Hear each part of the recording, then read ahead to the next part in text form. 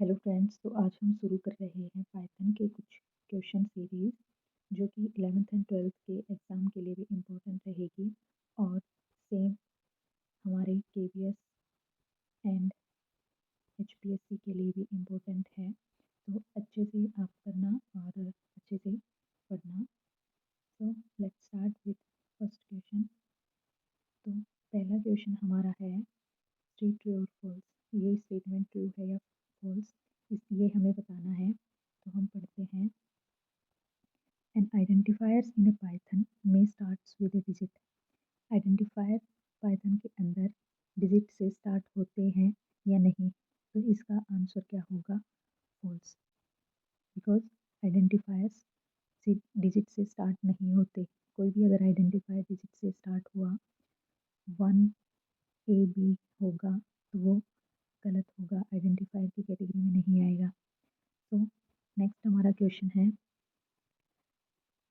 Identify the valid arithmetic operator in Python from the following. इनमें से valid arithmetic operator कौन सा है पाइथन के अंदर? तो वो होगा हमारा हिस्ट्री भी बोलते हैं इसे, एक्सपोनेंशियल ऑपरेटर भी बोलते हैं।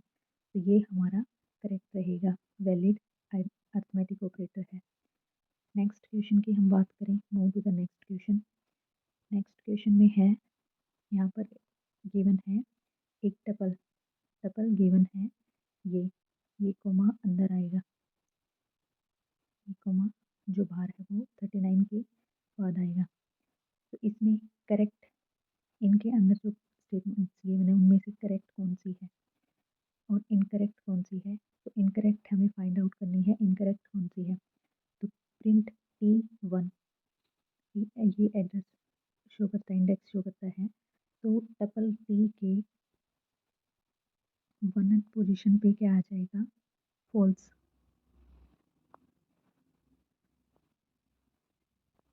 नोट ट्रू का क्या हो जाएगा? False.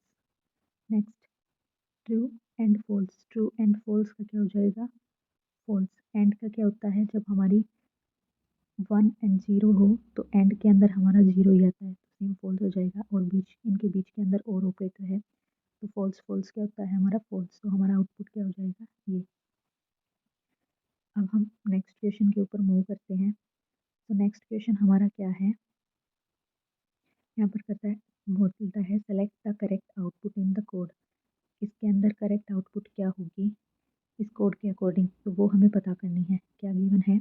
A is equal to we all are 2022 batch hard working students. ये एक स्ट्रिंग गिवन है जो कि ए के अंदर असाइन की गई है।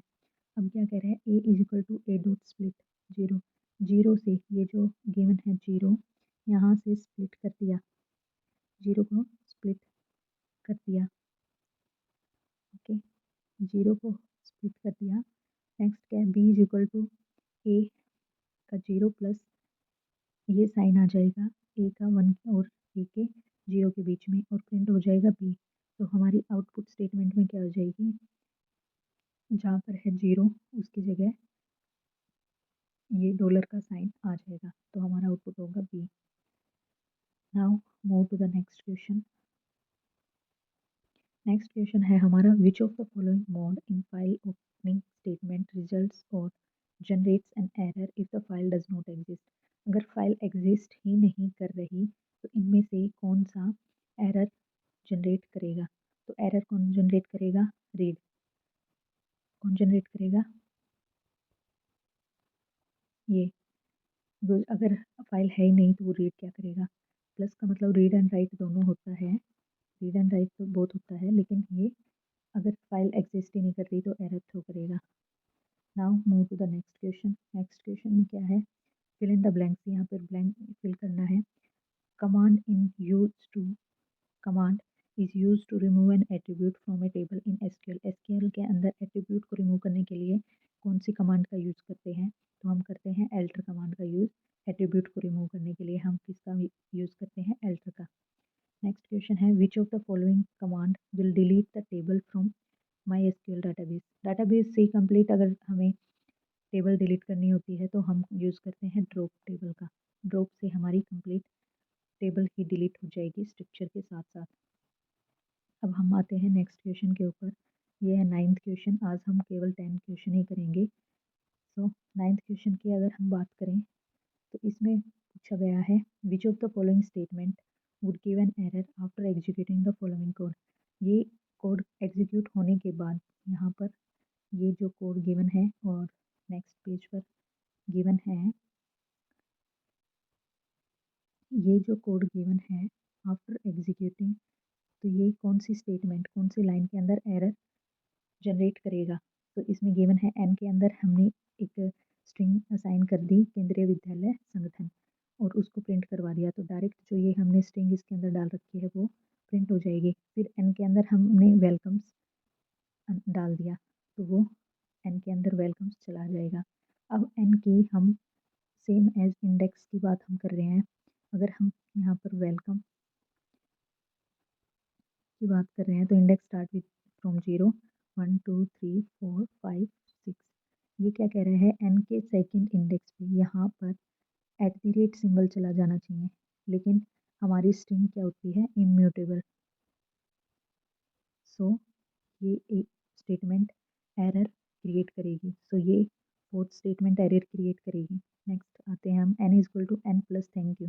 तो ये भी स्टेटमेंट क्योंकि इम्यूटेबल होती है स्ट्रिंग तो उसके अंदर कंकेटिनेट नहीं होगा, ऐसे कंकेटिनेट नहीं होगा। तो ये भी एरर थ्रो करेगी और इसका आउटपुट आएगा, इसके एरर आएंगे फोर्थ एंड फिफ्थ स्टेटमेंट के अंदर। तो ये हमारा आंसर होगा। अब आते हैं हम 10th क्वेश्चन के ऊपर। 10th क्वेश्चन में पूछा हुआ है ऑल द कैंडिडेट की 10th क्वेश्चन में हमारा पूछ रखा है ऑल द कैंडिडेट की आर इन द प्राइमरी की, ऑल द कैंडिडेट की अदर देन प्राइमरी की। जो भी कैंडिडेट की है प्राइमरी की के अलावा जो रह गई उनको हम क्या कहते हैं, तो उनको हम डोमेन भी नहीं कह सकते, फॉरेन की भी नहीं कहते, हम कहते हैं अल्टरनेट की। तो ये थे आज के हमारे 10 क्वेश्चन और आगे ऐसे ही हम धीरे धीरे करके 10 फिर 20 फिर धीरे क्वेश्चन धीरे धीरे करके करते जाएंगे। तो थैंक यू सो मच। आज की क्लास में हमने 10 क्वेश्चन किए हैं पाइथन के, वो भी। तो thank you so much for watching this video. अगर आपको वीडियो पसंद आई हो तो प्लीज़ लाइक करें, शेयर करें एंड सब्सक्राइब करें मेरे चैनल को। ऐसे ही आपके पास नए क्वेश्चन और नई अपडेट्स आती रहेंगी। So thank you so much.